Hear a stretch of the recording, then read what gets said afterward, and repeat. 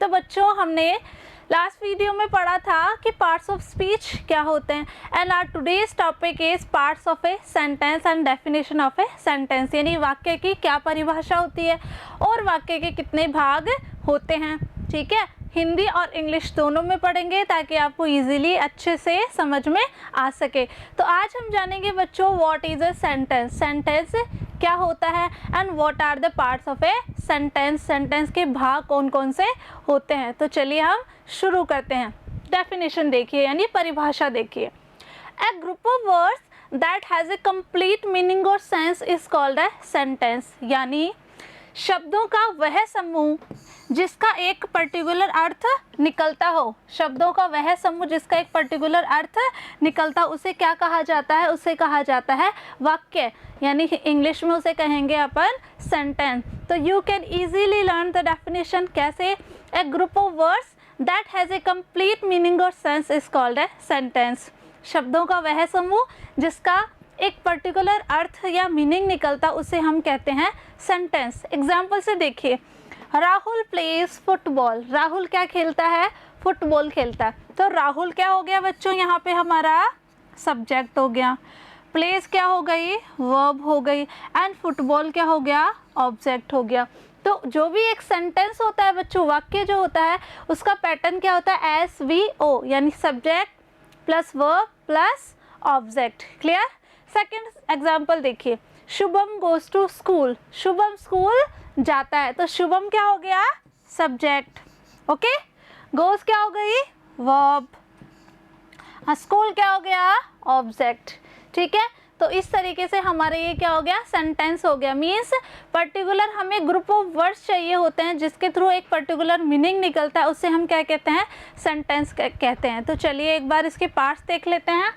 अब पढ़ेंगे बच्चों पार्ट्स ऑफ सेंटेंस के, सेंटेंस के कितने भाग होते हैं। A sentence has two parts, sentence के कितने भाग होते हैं, दो। कौन कौन से। फर्स्ट है बच्चों आपका सब्जेक्ट, फर्स्ट क्या है, सब्जेक्ट, जिसे हिंदी में कर्ता या उद्देश्य कहा जाता है।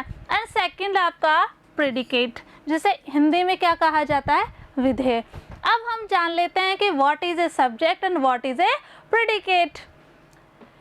Look at this subject, subject क्या होता है, यानी कर्ता या उद्देश्य क्या होता है।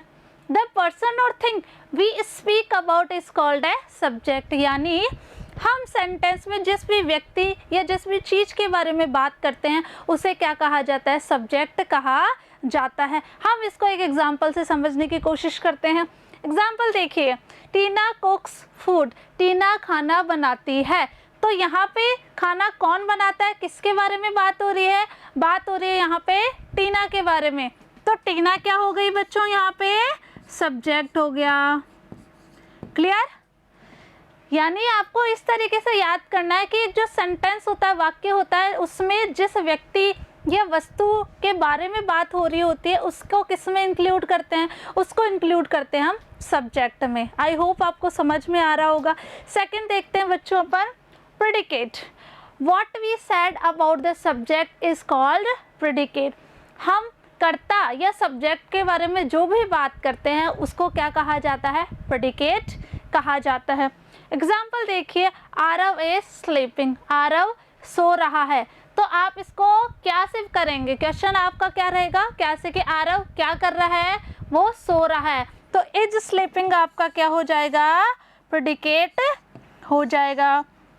एक बार मैं फिर से रिपीट करती हूँ बच्चों कि एक जो सेंटेंस यानी वाक्य होता है उसमें हम जिस भी चीज़ या जिस भी व्यक्ति के बारे में बात करते हैं वो किस में इंक्लूड किया जाता है, सब्जेक्ट में। जैसे मैंने बोला राम ईट्स फ्रूट, ठीक है, तो राम क्या खाता है, ठीक है, क्या खाता है, राम फ्रूट खा रहा है यहाँ पे, तो वो तो किस में इंक्लूड कर दोगे आप, प्रेडिकेट में।